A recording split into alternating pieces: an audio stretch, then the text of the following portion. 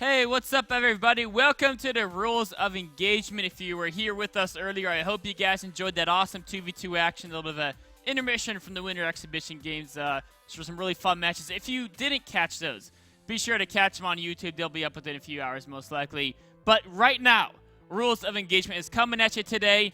We're going to be analyzing the Innovation vs. Leenock series from the round of 16 of the MLG Winter Championships at Dallas.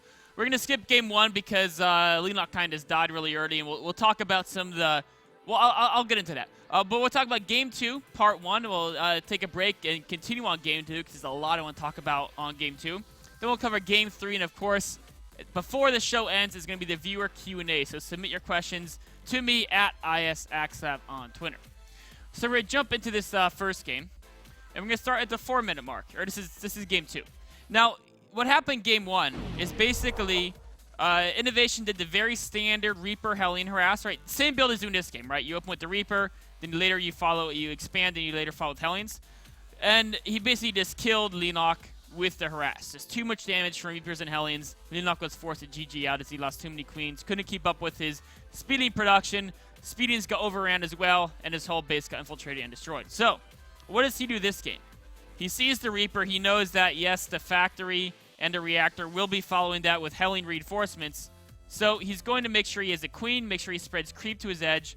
But more importantly, what he's going to be doing is he's going to be getting a spawn core before the Hellions can come into play and be too much of a problem. Because while queens can do okay against Hellions, if you add in Reapers and the fact that queens might have to watch the backdoor from Reapers as well, all of a sudden the Hellions can do a lot more damage.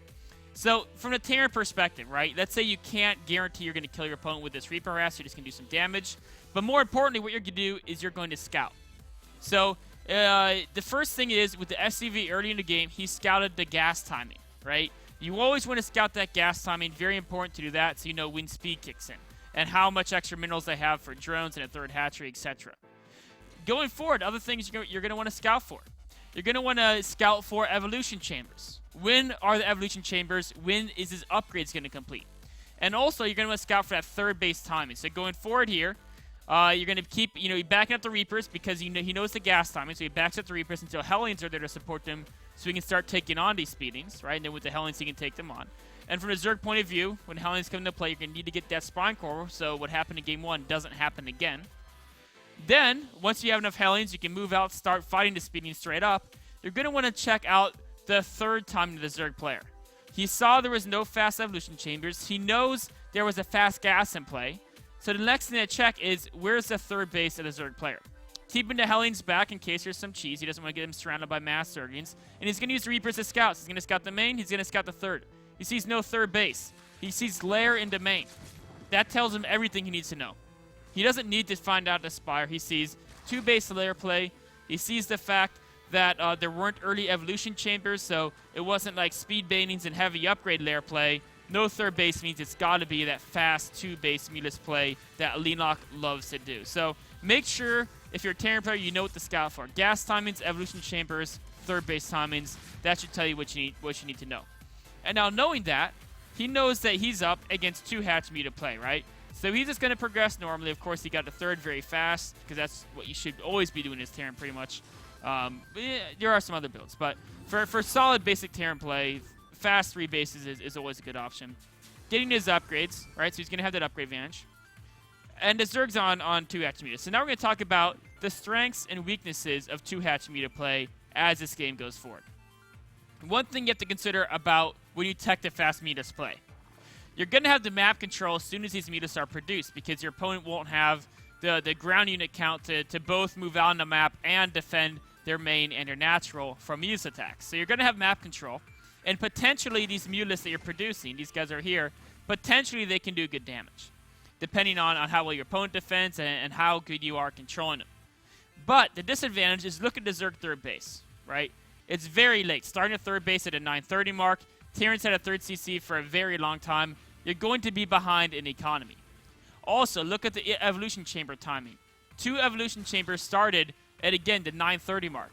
A very, very late upgrade. So you're going to be behind in upgrades and behind in economy, which means if they move out with a large force, you're going to have a very difficult time basically combating that large force.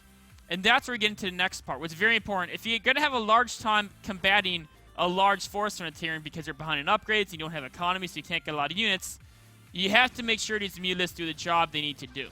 So that's where you talk about how to harass well with the mutalisks. Right now he only has 3 mutalisks just controlling that map, but he's going to get a few more as the game goes on. Once he builds up his economy and feels confident spending a little more of that gas on, or a little more of the minerals. The gas he's not worried about. The minerals is what he wanted to spend on drones. He'll get a few more mutalisks and he can start really doing that harass. So we're going to speed up this game until we get to the harass. And now we're going to talk about a couple of key aspects of this harass. So ideally, with the mutalisk harass, he's going back just checking for a potential drop hit crossing the top that he noticed with the Overlord Scout and the Zergian Scout earlier. He's going to make sure he cancels that out. So that's one job mutalisk. But the other job is to delay the third as long as possible. If you can't do that, because the Terran player is in evasion, they're going to have missile turrets at all their bases, they're going to have some extra Marines back here to defend, and that's going to lead them in a position where they can put the bulk of their army out in front, and confident the fact that they have the upgrade advantage and a stronger army, they're moving out to take that third base. So ideally, you slow this third base down. If you can't do that, what you really need to do is make sure that you utilize the map control to catch up in economy. So he has the map control. Terran army can't move out now, right? Terran army's stuck basically defending because anything they send out, the mutalisks can attack them. If they send their whole army out so the mutalisks can't pick at them too much, the mutalisks can circle around. As you can see here, it's going to circle around and do some more damage over here to constant harass, right? If there's just one missile turret there, as the mutalisk count grows, he can start picking at that even with the missile turret there. So one missile turret won't alone stop deliberate mutant harass. So you can get in there, do damage, force the army back. Terran, if he doesn't have this army here, you can go and pick at these missile turrets and these add-ons. You can keep the Terran back defensively. Now, when you're doing that, you need to know, okay, I cannot let the Terran move a large army across the map because I'll have 2 Tuba for me. If you look at the army size right now, he's basically almost as strong as me, but almost all my army strength is in these mutalisks, which aren't going to be good in direct engagement. If you look at the actual units, I've only got 46 Zergians against 38 Marines, 3 Medivacs, and 6 Widow Mines. That's not going to cut it. So I can't let them move out across the map. So this is where, knowing the fact that you have the map control and then they're not out on the map, you can set up baiting landmines. So if you're a Zerg player, you have map control. One thing I want to talk about is where should you set up those landmines, right? So you have to think about a map like Newkirk City, where it's very linear, is a great map for baiting landmines, especially if you don't have a lot of creep spread, because you're doing a style that Leenock did, where you cut out early queens to tech so fast. If you cut out those early queens to tech the lair so fast, your creep's going to be a lot smaller, which means the Terran isn't going to be using those scans as they cross the map. Or if they are, they're not going to kill creep. Even if they scan a baiting landmine, that scan still costs them as much as a baiting, so it's never pretty much a bad idea to do so. So you want to put landmines in as many spots as possible. We saw one thing he did. He put one landmine right here. Right? He had the one landmine there. But if you're going to make this kind of low upgrade, low econ style work, I think you've really got to hit a lot of landmines, or else you're going to be overrun as the game goes on. And that's where you want to hit a couple more. Ideally, you kind of have one maybe right here, because as a Terran turns that corner, when Terrans turn a corner, often units bunch up. In fact, actually, let me amend that. Ideally, you'd actually have it right here, because it's right before they turn a corner that they really bunch up. So somewhere in that zone, you want to put those landmines. And then, of course, you want to put some right here as they move into siege your third, up here as well, and maybe even at the very top. So, yes, it's going to cost you 8 to 10 baitings to do this, but if they move out with a large force, you could potentially shut down that large force with a single landmine. And if you can't shut those large forces down as they move out across the map, you're going to be in big trouble, because you're behind in upgrades and you don't have the economy to storm them over very effectively.